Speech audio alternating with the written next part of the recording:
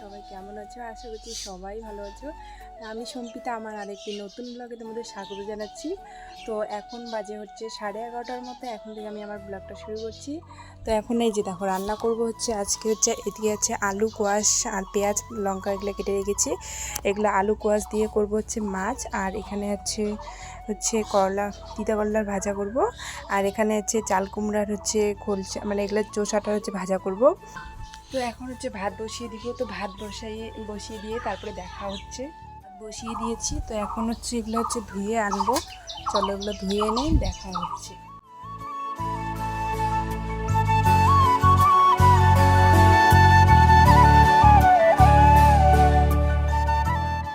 আমার হচ্ছে রান্না করা কমপ্লিট। চলো দেখাই আমি কী কী রান্না করলাম। তো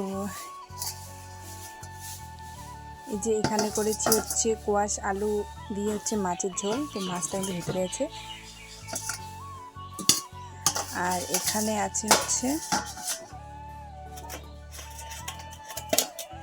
আছে হচ্ছে তিতা করলা ভাজা, আর এখানে হচ্ছে মাছের তেল দিয়ে আমরা হচ্ছে খোলসা ভাজা। তো রান্না করা কমপ্লিট হয়ে গেছে। তো একটু পরে হচ্ছে বাবা আর দাদা খেতে আসবে, তারপরে ওদের খেতে দিব।